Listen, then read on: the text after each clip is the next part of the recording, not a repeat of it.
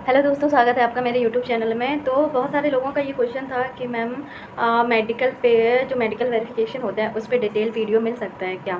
क्योंकि उन लोगों को पता ही नहीं है कि मतलब क्या क्या चेक कराना है। बहुत ज़्यादा कन्फ्यूजन है मैम। आई टेस्ट होता है, कलर ब्लाइंडनेस टेस्ट होता है, क्या क्या बोलना पड़ेगा, कैसे लेटर आएगा, वही सारी चीज़ें। तो मैं वही सारी चीज़ों का आंसर देने वाली हूँ। तो दोस्तों, ये एक लेटर था जो मुझे बाई पोस्ट आया था। मैं गाँव से बिलोंग करती हूँ, तो मेरे गांव वाले एड्रेस पे बाई पोस्ट आया था ये लेटर। तो जब ये लेटर बाई पोस्ट आया तो मेरे घर के एड्रेस पे आया था ये लेटर।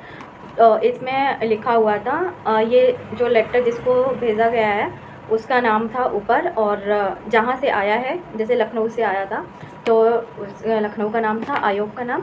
और इसमें लिखा है कि ये मुख्य चिकित्सा अधिकारी के लिए बोला गया है, कि ये लेटर में मुख्य चिकित्सा अधिकारी को संबोधित किया गया है। तो लिखा हुआ है सेवा में मुख्य चिकित्सा अधिकारी, और फिर नीचे लिखा है कि जो मुझे बोलना है, महोदय, मुझे ये कहने का निर्देश हुआ है कि उक्त परीक्षा के आधार पर निम्न अभ्यर्थी की, मतलब मैं जो अभ्यर्थी हूँ इसकी सिंचाई एवं जन संसाधन विभाग उत्तर प्रदेश में अवर अभियंता सिविल के पद पर इसमें वेतनमान लिखा हुआ है, लेवल लिखा हुआ है, जेई का जो लेवल होता है लेवल 6 होता है, के पद पर आयोग द्वारा चयनित अभ्यर्थी की संस्तुति की गई है।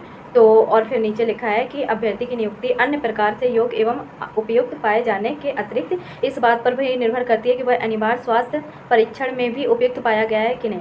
अतः आपसे अनुरोध है कि कृपया इस अभ्यर्थी का स्वास्थ्य परीक्षण करके उसके मानसिक एवं शारीरिक स्वस्थता संबंधी प्रमाण पत्र प्रदान करने का कष्ट करें।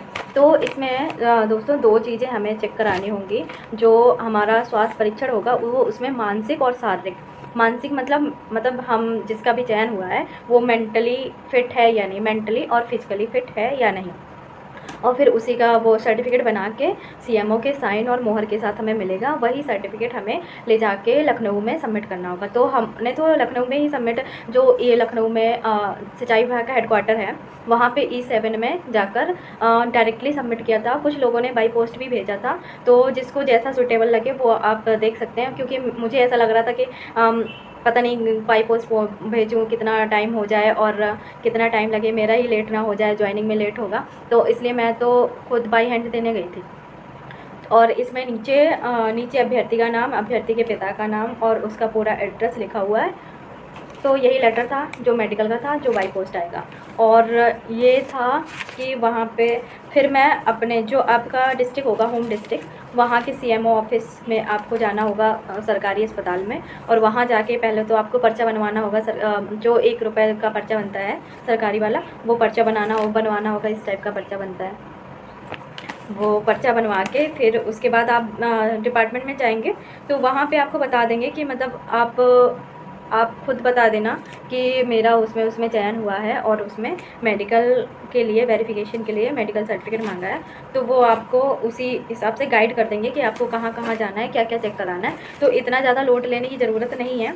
वो जैसे आपका लेटर आएगा तो आपको सब कुछ वहीं पता चल जाएगा। जैसे वो सारी चीज़ें बीपी वगैरह चेक करेंगे, टेम्परेचर चेक करेंगे, ये सारी चीज़ें सीबीसी चेक करेंगे, एमपी और बहुत सारी चीज़ें, वाइडॉल टेस्ट चेक करेंगे, ब्लड टेस्ट, मतलब बहुत सारी चीज़ें वो लोग टेस्ट करते हैं। तो मेंटली और फिजिकली 2 चीज़ों पे 2 चीज़ों का सर्टिफिकेट मांगा जाता है। और फिर वो ऑनलाइन बना के आपको सीएमओ के साइन के साथ आपको वो सर्टिफिकेट दे देंगे। और आप चाहें तो उस सर्टिफिकेट को ले जाकर डायरेक्टली लखनऊ में जाके सबमिट कर सकते हैं, या फिर आप बाई पोस्ट उसको भेज सकते हैं।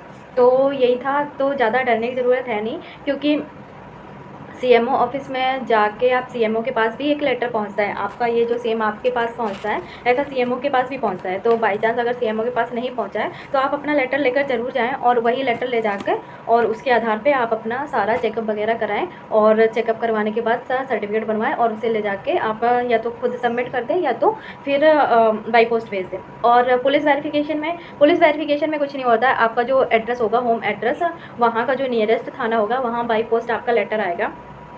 और लेटर आने के बाद वो जो कांस्टेबल रहेंगे या पुलिस वाले रहेंगे वो किसी को आपके घर पे भेजेंगे वेरिफिकेशन के लिए।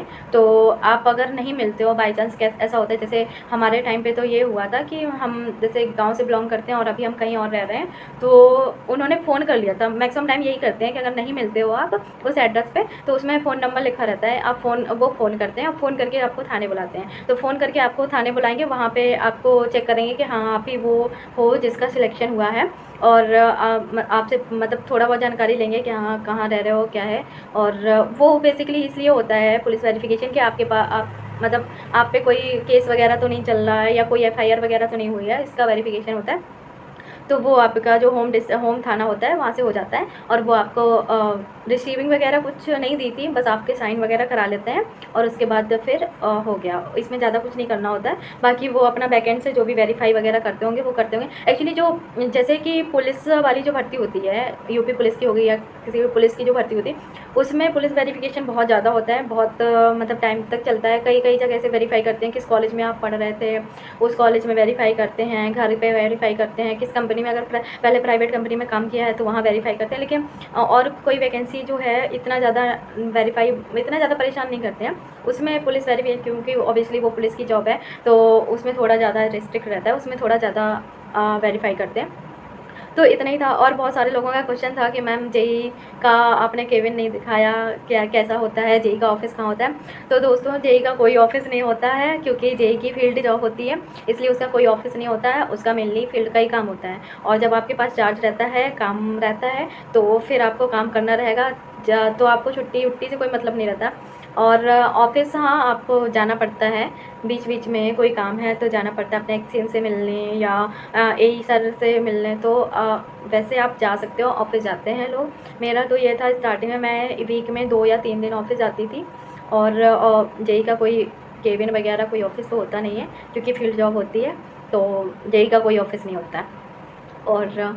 और कोई एक क्वेश्चन था कि मैम छुट्टियों का क्या रहता है। तो ऐसा है कि जब फ्लड सीज़न चलता है, जैसे कि 1 जून से 31 अक्टूबर तक फ्लड सीज़न चलता है, इस टाइम बारिश वगैरह बहुत ज़्यादा होती है। तो जो भी डैम्स में जिनका पोस्टिंग रहता है या फिर रनिंग में जिनका पोस्टिंग रहता है, रनिंग कैनाल है, तो उसमें थोड़ा रिस्पॉन्सिबिलिटी बहुत ज़्यादा रहती है, क्योंकि फिर आपको छुट्टी वुट्टी नहीं होता है, फिर आपको इमरजेंसी रहती है, क्योंकि फ्लड तो कभी भी आ सकता है। और डैम्स में तो जेईओ की ऐसी ड्यूटी लगती है कि 8-8 घंटे की शिफ्ट लगती है। हमारे यहाँ जो जेई हैं जिनकी डैम्स में ड्यूटी लगी है उनकी 8-8 घंटे की शिफ्ट लगती है, तो 24 घंटे में 3 शिफ्ट लगती हैं, 3 जेई की ड्यूटी लगती है। तो उनके लिए तो कोई भी फेस्टिवल या कोई भी छुट्टी नहीं होती है, वो जैसे आर्मी की जॉब होती है, ड्यूटी होती है, वैसा होता है। ये फ्लड सीजन के लिए होता है। फ्लड सीजन थोड़ा बीत जाने के बाद थोड़ा सा ठीक रहता है, क्योंकि फ्लड सीजन में ये रहता है ना कि आपको डैम्स का वाटर लेवल मेज़र करना होता है। अगर वाटर लेवल ज़्यादा हो गया तो आपको गेट भी ओपन करने रहते हैं, क्योंकि डैम बहुत सेंसिटिव होता है, इसलिए बहुत सारी चीज़ों का ध्यान रखना। तो और कैनाल में भी वही केस है, अगर रनिंग में आप जाते हो कैनाल में तो वहाँ भी रिस्पॉन्सिबिलिटी बहुत रहती है, कभी भी नाइट में फ़ोन आ सकता है आपका। डैम्स में भी ये होता है, फ़ोन आ गया आपको नाइट में, कोई इमरजेंसी हो गई तो आपको जाना पड़ेगा। तो इसलिए फ्लड सीजन में तो बहुत ज़्यादा रिस्पॉन्सिबिलिटी रहती है। और छुट्टी तो आप वैसे छुट्टी आपको प्रॉपर छुट्टी अप्लाई करनी पड़ेगी, तभी आपको छुट्टी मिलेगी। और वहाँ के जो आपके अधिकारी होंगे वो अलाउ करेंगे, या आपकी जगह पे कोई और ड्यूटी करेगा उस टाइम। तो बस यही था। और भी कोई डाउट हो, कोई भी क्वेश्चन हो तो आप मुझसे कमेंट करके ज़रूर पूछें। और इन्फॉर्मेशन अगर अच्छी लगी हो तो लाइक शेयर और सब्सक्राइब ज़रूर करें। Thank you.